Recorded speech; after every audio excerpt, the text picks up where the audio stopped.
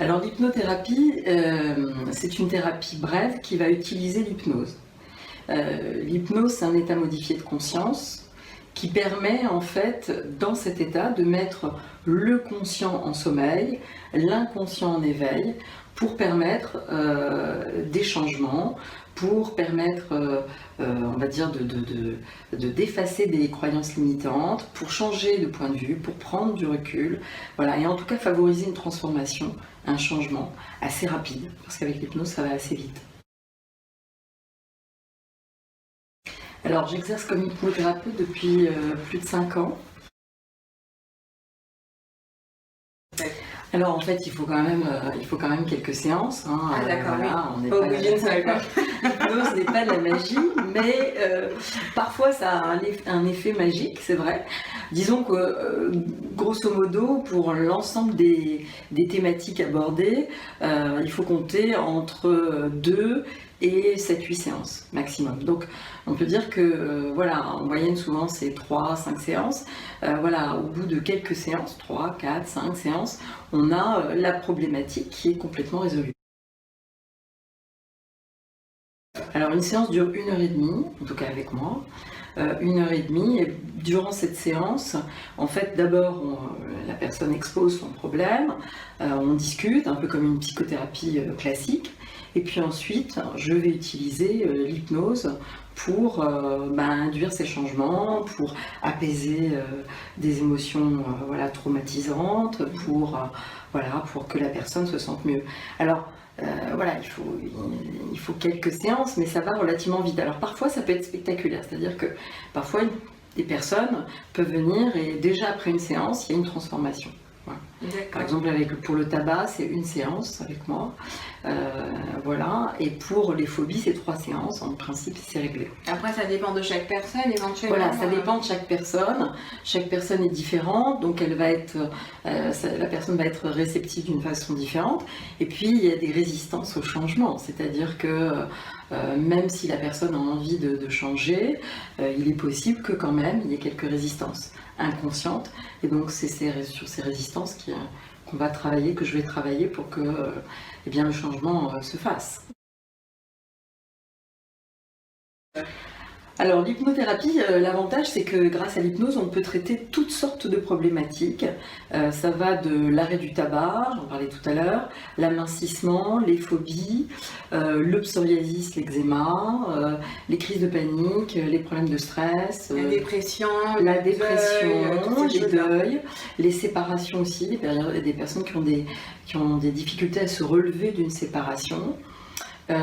Ça peut être aussi les douleurs, des maladies chroniques, voilà, par exemple la colopathie fonctionnelle ou même sur la sclérose en plaques, il peut y avoir des améliorations, un plus grand confort, la confiance en soi, voilà, des problèmes de confiance en soi. Ça peut être aussi une préparation à un examen ou à une compétition sportive. Donc on peut vraiment. C'est vraiment très très vaste. C'est très vaste, on peut vraiment l'utiliser pour tout. En rôle là, c'est justement d'apaiser ces patients-là, de les écouter surtout. Alors, c'est de les écouter, c'est de les porter, c'est de les accompagner, c'est aussi de les aider à changer, puisque c'est leur demande. S'ils viennent me voir, c'est qu'il y a quelque chose qui ne va pas, voilà, qu'il y a un besoin de changement. Mais en fait, l'hypnose va permettre à la personne de se connecter à ses ressources intérieures. C'est-à-dire qu'en fait, ce qu'il faut comprendre, c'est que l'inconscient, c'est un réservoir de ressources. Et donc, le souci, c'est que les personnes n'ont pas accès à ce réservoir naturellement. Et bien, grâce à l'hypnose, on va leur permettre de se connecter à ce réservoir et d'ouvrir le champ des possibles et de trouver à travers l'inconscient des ressources insoupçonnées pour apporter une solution à leurs problèmes. Donc en fait, l'idée, c'est pas que moi je leur apporte une solution, c'est que eux la trouvent. Ils puiser justement en eux et donc c'est que eux trouvent leur solution. Et en fait, on va favoriser ça grâce à l'hypnose. On va favoriser ça. C'est un peu comme si, ça a dû arriver à tout le monde, d'avoir un problème et de ne pas réussir à le résoudre. Et puis, on va se coucher, on dort, et le lendemain matin, on a la solution. Et bien là, c'est pareil. C'est-à-dire que la solution, quand elle arrive comme ça le lendemain matin, c'est que l'inconscient a mouliné toute la nuit le problème et a trouvé la solution. Et bien là, c'est pareil. C'est-à-dire qu'avec l'hypnose, on va favoriser ce processus. C'est-à-dire qu'on va stimuler l'inconscient pour que lui trouve des solutions. Donc la personne va trouver toute seule sa solution, c'est ça le but. Donc à travers des souvenirs ou voilà, tout plein de choses quoi. Des souvenirs, ouais, mais même aller puiser des solutions ailleurs quoi. D'accord. Dans des coins du cerveau, j'ai envie de dire. Oui, dans le cerveau, c'est tellement vaste. Il faut savoir qu'en plus, quand on n'utilise qu'une petite partie pour certaines personnes, et voilà, le 3/4, voilà. On utilise 10 à 20% de ses capacités mentales, et bien le reste, c'est l'inconscient. Mais c'est énorme. Donc, c'est énorme. Sauf qu'on n'a pas accès à l'inconscient naturellement. On y a accès par les rêves. Donc, encore faut-il s'en souvenir, encore faut-il savoir l'interpréter. Tout à fait. Et là, avec l'hypnose, justement, on va favoriser ça. C'est-à-dire, on va permettre à la personne de se connecter à ce potentiel qui existe en elle, mais auquel elle n'a pas accès. J'ai un parcours qui n'est pas linéaire, hein, qui est assez atypique, puisque j'ai commencé dans la finance, donc absolument rien à voir. Ah oui. Voilà, donc j'ai travaillé d'abord dans le secteur de la finance pendant de nombreuses années. J'ai été enseignante, formatrice, j'ai été consultante dans le domaine de la banque et de l'assurance. Donc l'entreprise, tout ça, donc oui, rien à voir avec... rien à voir, absolument rien à voir. Donc j'étais dans les chiffres pendant des années, des dizaines d'années, on va dire. Et puis à un moment, j'ai un petit peu saturé avec les chiffres, il faut le dire. J'avais envie de travailler sur l'humain. Et puis, en fait, on a commencé à parler du coaching en France, il y a déjà quelques années maintenant. Et j'avais vu une émission, etc. Et j'ai une amie à l'époque qui m'a dit écoute Valérie, métier de coach, ce serait pas mal pour toi. Et déjà, je pensais justement un peu à me reconvertir, etc. Bon, j'ai pas pu le faire immédiatement, mais dès que j'ai pu avoir l'occasion, j'ai en fait suivi une formation de coach. Donc déjà là, c'était de l'accompagnement. Et puis bon, le coaching, pour moi, me paraissait un peu limitant. Donc je me suis dit, tiens, qu'est-ce que je pourrais faire, qu'est-ce que je pourrais ajouter, qu'est-ce que je pourrais utiliser comme technique qui permettrait d'induire des changements plus spectaculaire, plus significatif. Et du coup, je dis tiens, l'hypnose, ça pourrait être intéressant. Je vais suivre une formation, je verrai. Ça m'a plu tout de suite, ça m'a intéressé énormément. Ça m'a parlé. Et puis surtout, voilà, on a commencé la formation et dès le deuxième jour, je mettais les gens en hypnose. Ah oui. Ouais. C'est-à-dire que la première journée, on n'avait pas pratiqué encore l'hypnose. Et la deuxième journée, dès qu'on a commencé, j'ai réussi immédiatement à mettre les gens en hypnose. Et là, je me suis dit, tiens, c'est bizarre. Je sais pas, voilà, tu as comme un truc, j'ai quelque chose, un don, je sais pas. Et donc, je me suis dit, bon, ça a l'air de fonctionner, comme en plus ça m'intéresse. Donc après, j'ai poursuivi dans cette voie, puis j'ai commencé à pratiquer, puis je me suis formée, reformée. Et voilà. Oui, alors la formation de coach, ça a été quand même 1 an et demi, c'était une formation universitaire, donc voilà, c'était quand même assez long. Et puis après, l'hypnose, j'ai fait différents modules, voilà, de plusieurs semaines comme ça, de formation. Alors, de manière déjà pour la technique, et puis ensuite pour je sais pas, la dépression, l'arrêt du tabac, l'amincissement, l'hypnose rapide, enfin plusieurs volets de l'hypnose. Donc tu te spécialisais un petit peu dans chaque domaine, ouais, tu as tout explorer en fait, hein, je peux faire toutes sortes de thématiques, je peux traiter toutes sortes de thématiques. Alors, et parallèlement à ça, plus récemment, je me suis formée aussi au mouvement oculaire, donc à la neurothérapie des mouvements oculaires, ce qu'on appelle aussi le MDR. Et ça aussi, du coup maintenant je l'utilise aussi dans ma pratique, dans mes séances, parce que ces mouvements oculaires, ça peut aussi permettre de remettre un peu le cerveau à, comment dire, faire comme un reset du cerveau, une remise à zéro. Une remise à jour, ouais. Une remise à jour et induire des changements, soigner les traumatismes et induire aussi des changements un peu plus rapidement. Okay. Non, ça m'a pas effrayée. C'est plus après la mise en œuvre du projet, c'est-à-dire ouvrir son cabinet, trouver une patientèle, c'est plutôt se faire connaître, c'est plutôt ça. Mais sinon, non. La séance donc dure 1h30, on va dire qu'il y a environ une demi-heure où on parle, donc la personne va m'expliquer un peu quel est son problème, qu'est-ce qui l'amène. Si on a déjà fait des séances, on va voir un petit peu qu'est-ce qui a changé, qu'est-ce qui résiste, qu'est-ce qui a avancé. Voilà, donc il y a un échange, on va dire, un peu de type psychothérapie pendant une bonne demi-heure. Et puis ensuite, je vais passer à la pratique. Alors, la pratique, ça veut dire mouvement oculaire, hypnose, les deux ou l'un des deux. Voilà. En général, c'est ça. Et on va essayer de travailler sur ce qui a résisté, par exemple, si on est ce n'est pas la première séance. Dans une précédente séance, tout voilà. Ça, essayer de mettre le mot dessus. Voilà, et si c'est la première séance, déjà la personne va découvrir un peu ce que c'est que l'hypnose, cet état de relaxation. Et puis on peut de toute façon déjà commencer à aborder le problème. Mon Dieu. Mais du coup, les patients, ils n'ont pas peur. Quand ils se disent, ah mon Dieu, elle va m'hypnotiser, qu'est-ce qui va se passer, je serai plus conscient. Oui, c'est une bonne question, tu as raison, c'est une bonne question. Je pense qu'il y en a qui viennent. Alors c'est marrant parce que les gens qui viennent, en principe, ils ont envie de ça, c'est-à-dire ils cherchent ça. Donc, il y en a qui n'ont absolument pas peur, ils viennent pour ça. Et puis il y en a d'autres qui viennent pour ça, mais qui ont quand même une petite réticence. Oui, ils se disent qu'est-ce qui va se passer, qu'est-ce qui va m'arriver, elle va rentrer dans mon cerveau. Qu'est-ce qu'elle va faire pendant que je dors. Voilà, ça va me faire des chatouilles, je sais pas. Voilà. Non mais bon, donc du coup. Non, en fait, la personne en état d'hypnose, la personne est consciente et elle entend ce que le thérapeute dit. Oui, d'où le fait de suivre ta voix, tout ça, voilà. Se laisser guider, porter. Voilà, se laisser guider, porter. Alors, il y a plusieurs niveaux de transe hypnotique. On peut être en transe légère, comme on peut être dans une transe profonde. On peut être... Et d'ailleurs, l'état d'hypnose, c'est un état naturel que tout le monde a plusieurs fois par jour, sans le savoir. Donc déjà... On t'endort, non Non, alors quand on va s'endormir, on va dire les minutes qui précèdent l'endormissement, les 2-3 minutes, c'est un état d'hypnose profond. Mais on peut être tout à fait éveillé, les yeux ouverts, et être en hypnose. Donc par exemple, je sais pas, toi par exemple, Emma, tu vois, pour venir ici, tu as pris les transports en commun. Voilà. Bien. Eh bien, dans les transports, le métro, le RER, on peut à un moment être absorbé par une lecture. Oui, okay. Tu prends ton téléphone, un roman, un article de presse, et tu es complètement focalisé sur cet article, complètement focalisé sur cette lecture.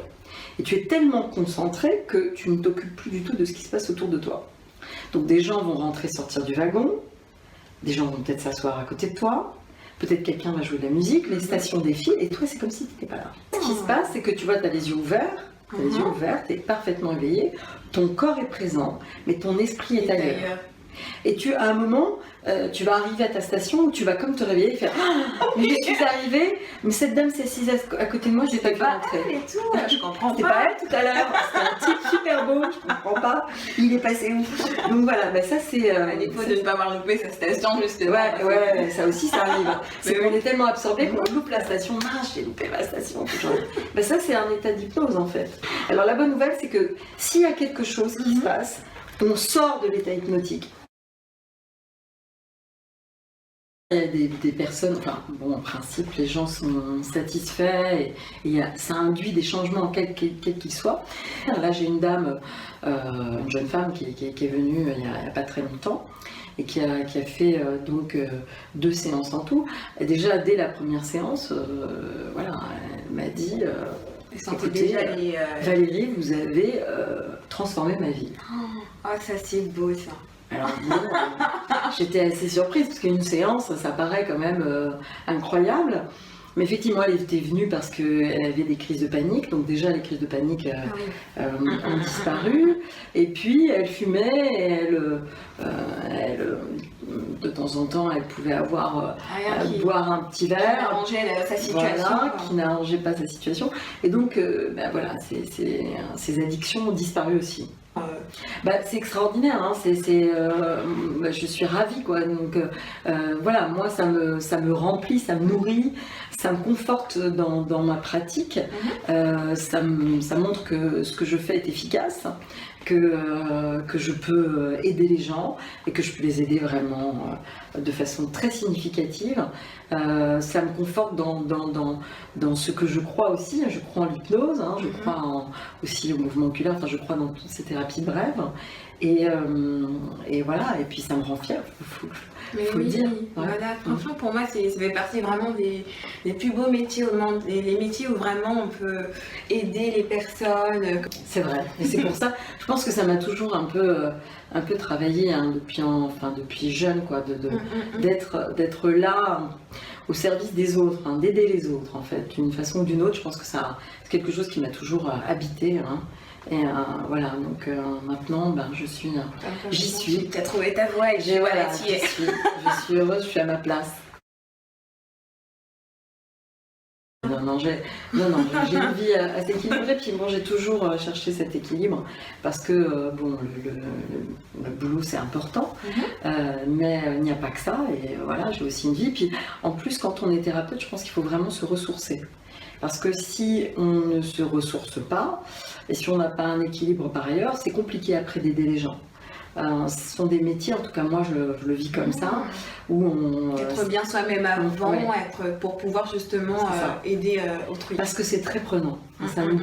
Moi en tout cas ça me prend beaucoup d'énergie, ça me demande beaucoup de concentration, beaucoup d'écoute, donc il faut aussi que moi par ailleurs, je prenne du temps pour moi, pour faire un petit break. Oui, voilà, que je prenne soin de moi aussi, parce que sinon je peux pas donner ce que j'aimerais donner.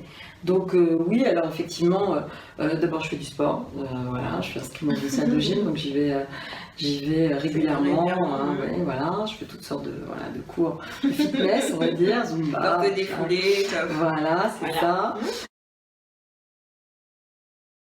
J'enseigne en fait, mais pas l'hypnose. Je donne des cours dans une école de commerce, c'est une école qui forme des secrétaires médicales, et donc je donne des formations sur tout ce qui est management et développement personnel. Donc des thématiques comme la confiance en soi, comme des thématiques autour du management, mais aussi gestion du temps, des conflits, du stress, des émotions, voilà, l'assertivité, la gestion des conflits, oui, je l'ai dit. Mais l'hypnose pas encore, mais c'est quelque chose auquel je pense que ça se fera à moyen terme. J'ai un site internet, le site internet c'est donc hypnothérapeute, avec un H, hypnothérapeute-paris.org. De toute façon, je mettrai en barre d'informations son lien et vous pourrez y aller sans problème. Voilà, et effectivement, voilà, sur mon site, vous avez d'abord toutes les informations sur les thématiques que j'aborde. Vous avez une petite présentation, voilà, un petit peu ce que j'ai dit là, mais en beaucoup plus court.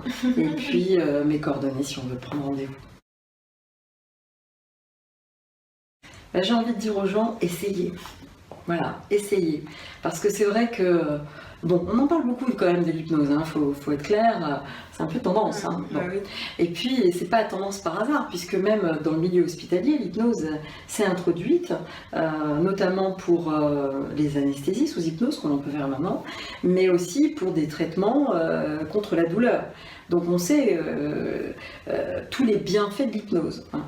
Alors, moi j'ai envie de dire, si vous avez déjà essayé d'autres choses, notamment des psychothérapies, si vous avez essayé d'autres choses et que vous n'avez pas obtenu les changements et les évolutions que vous souhaitiez, ou que vous avez obtenu certaines évolutions mais qu'il reste encore des choses peut-être à traiter, eh bien je vous invite à essayer l'hypnose, à venir me voir, et vous verrez que voilà, vous serez ravis et vous verrez des changements très concrets. Vous en apercevrez pour vous-même et aussi votre entourage. J'ai envie de dire, essayez l'hypnose, appelez-moi. Voilà. Alors n'hésitez pas à la contacter si ça peut vous aider à avancer, que ce soit dans votre vie personnelle, professionnelle, vos projets, n'hésitez pas. Sa porte est grande ouverte et vous êtes. Donc voilà.